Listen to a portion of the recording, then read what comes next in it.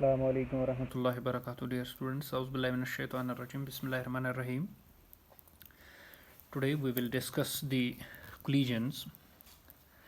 आमसी language में हम in common language हम कोलिजन किसे कहते हैं? कोलिजन हम कहते हैं collision is said to occur when objects crash into each other, यानी ये ऑब्जेक्ट अख सहित क्या छ टकरावान छ तथ छ सिंपलस मज वनान कि तुम हसा गई collision. For example collision between automobiles, गाड़ियों दरमियान कुछ साथ ठोल वसान, वो टकराते हैं, गाड़ियाँ टकराती हैं, उसको हम कोलिजन कहते हैं.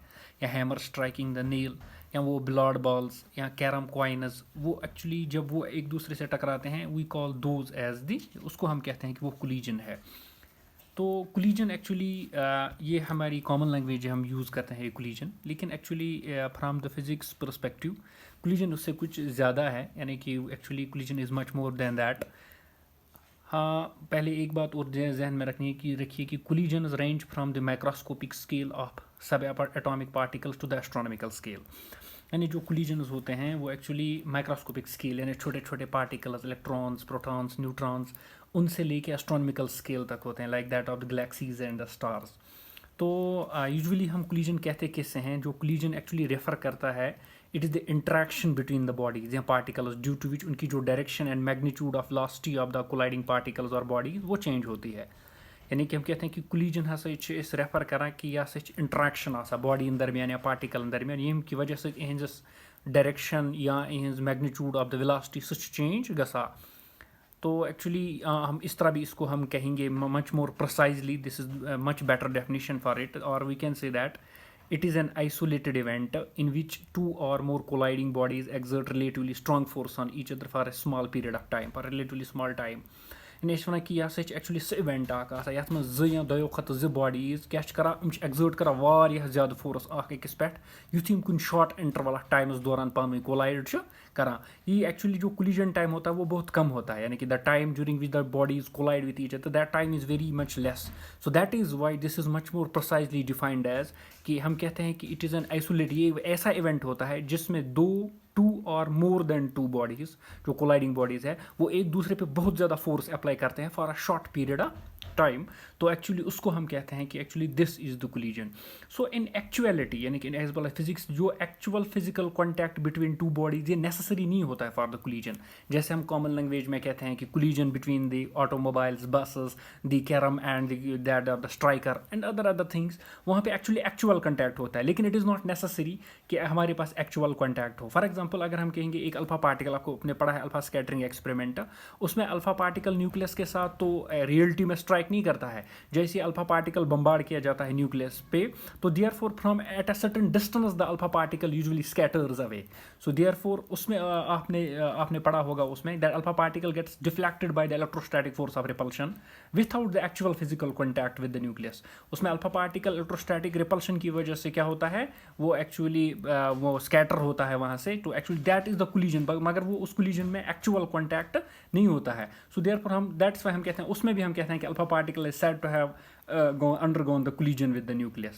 That's simply the action at a distance. So action at a distance, nucleus दूर से उसको क्या करता है एक्चुअली उसको भगा देता है.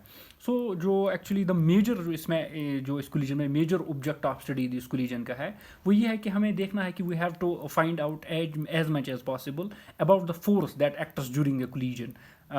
वो हम इसी से हासिल करेंगे. That is the we can get that from the knowledge of the state of particle before and after the collision. यानी एस मेजर आस्पेक्ट या वनो इसकी major aim of the study collision यह सिंप्लीफाइड कर कि फोर्स क्या that actually the force that act गत कोलिजनस मज सह हेको हासिल कर दैट इज बस जस्ट बाय नोइंग स्टेट क्या कोलिजन ब्रो पार्टिकलस या ऑब्जेक्टन तो कोलिजन पत क्या रोज स्टेट.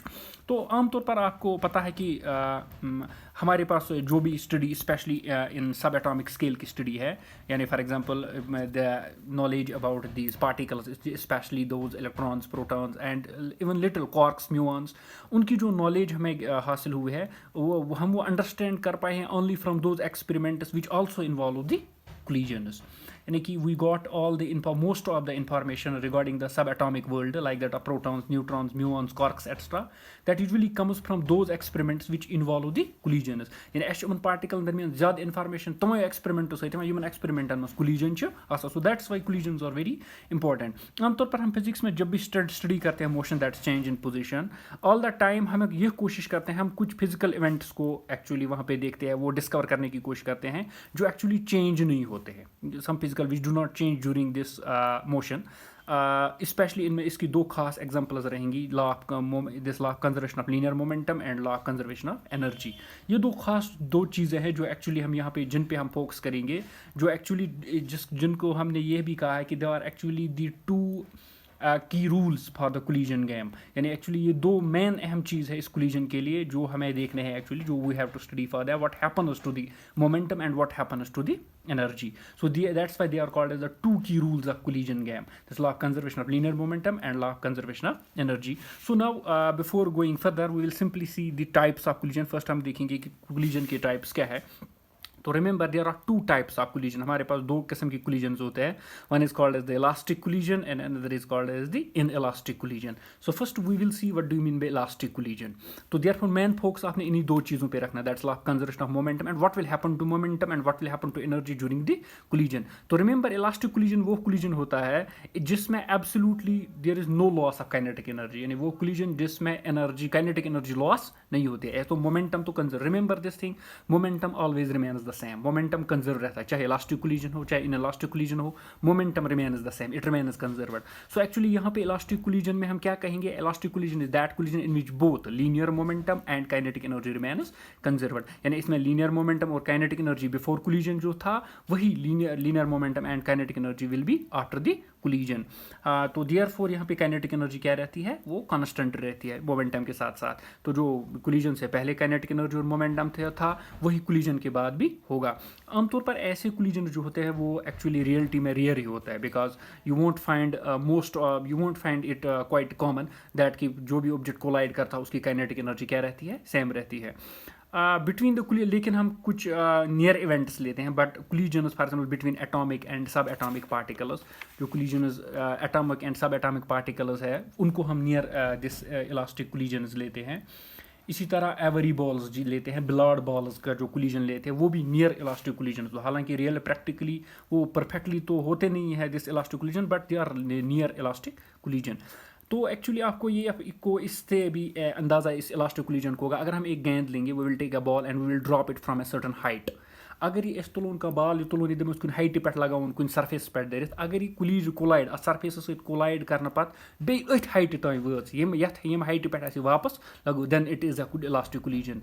मगर रियलिटी में आप देखोगे अगर हम किसी भी हाइट से किसी गेंद को या किसी भी ऑब्जेक्ट को नीचे फेंकेंगे तो वो कोलाइड करके उस सेम हाइट तक वापस नहीं आता है, वो कुछ देयर इज सम उस हाइट में कमी आती है, which mean there is some loss of kinetic energy. चूँकि अगर वो बराबर उस हाइट तक आएगा तो there will be no loss of kinetic energy, that's उसको हम इलास्टिक कोलिजन कहते हैं। लेकिन प्रैक्टिकली वहाँ पे थोड़ा लॉस ऑफ एनर्जी होता है, सो that's why most of the collision जो हमारे पास रहेंगे वो इनइलास्टिक कोलिजन रहेंगे।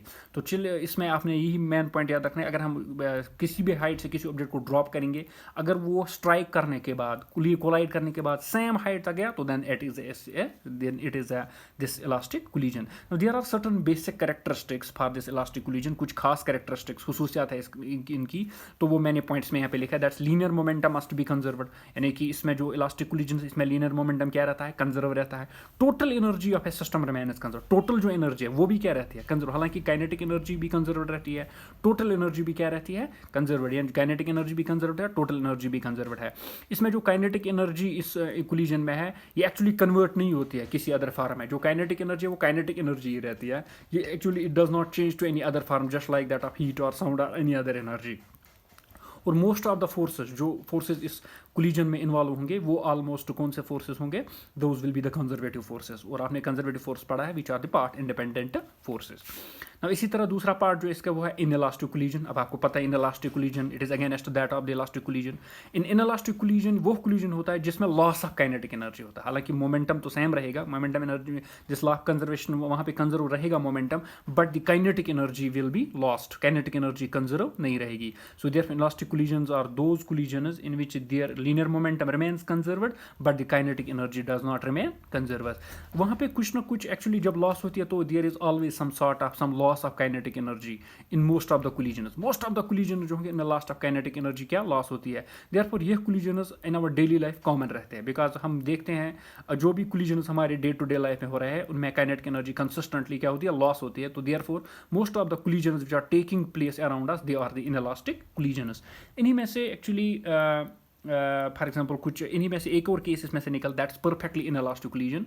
यानी अगर दो बॉडीज है two bodies after collision they stick together and move as a one body then it's called as perfectly elastic collision. यानी अगर कुछ जो बॉडीज पान में कोलाइड कर मगर कोलाइड होने के बाद ये एक दूसरे के साथ जुड़ जाते हैं हम लरित गसा किस पी एज अकई बॉडी ते पका. फॉर एग्जाम्पल ये एक ही बॉडी चलती है as a one body then वहाँ पे कंप्लीट लॉस ऑफ एक बॉडी तो कंप्लीटली अपनी काइनेटिक एनर्जी लॉस करता है. Then this sort of this collision is called as perfectly inelastic collision. For example एक बड़ी सी लॉग आप ले लो अगर उसमें बुलेट लगेगी तो due to the speed of the bullet उसमें फंस जाएगी लेकिन वो लॉग फिर चलेगी in the direction of the bullet.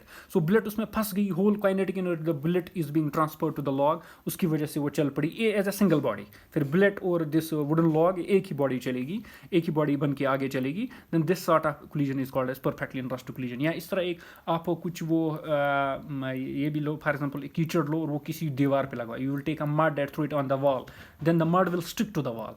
The loss of kinetic energy of the mud is complete. The collision is perfectly inelastic collision.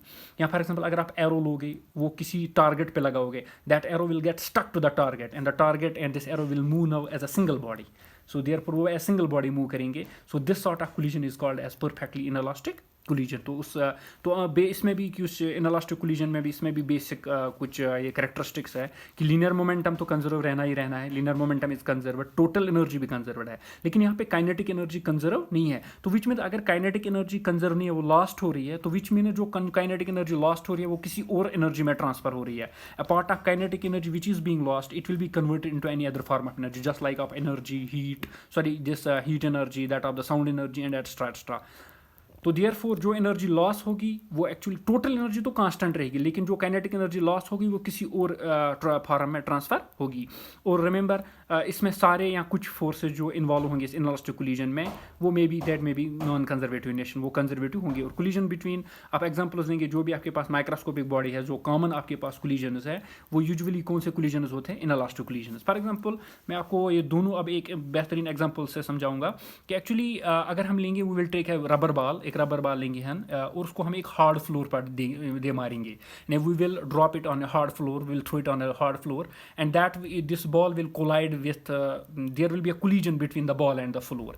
अगर ये कोलिजन इलास्टिक होगा then ball will lose no kinetic energy. जो अगर ये for example collision between ball and this wall और this striking surface अगर elastic collision होगा तो वहाँ पे कोई काइनेटिक एनर्जी लॉस नहीं होगी.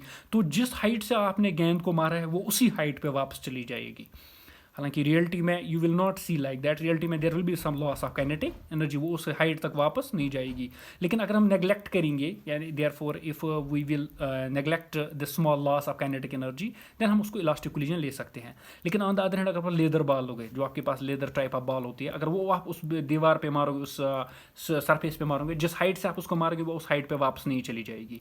It will definitely there will be some loss of kinetic energy. Due to that loss of kinetic energy वो उस सेम हाइट पे वापस नहीं चली जाएगी. That's example of the this inelastic collision. लेकिन अगर आप कुछ ऐसी गेंद अगर आप कुछ वो रखेंगे वेट पट्टी आप लगाओगे पुट्टी लगाओगे फ्लोर पे और उस पर कुछ गेंद मारोगे तो गेंद वहाँ पे फंस जाती है वो वापस नहीं आती है. So therefore that's perfectly inelastic collision की चूंकि वो सारी एनर्जी काइनेटिक एनर्जी वहाँ पे अपनी लॉस करती है. So therefore this was the concept of the collisions.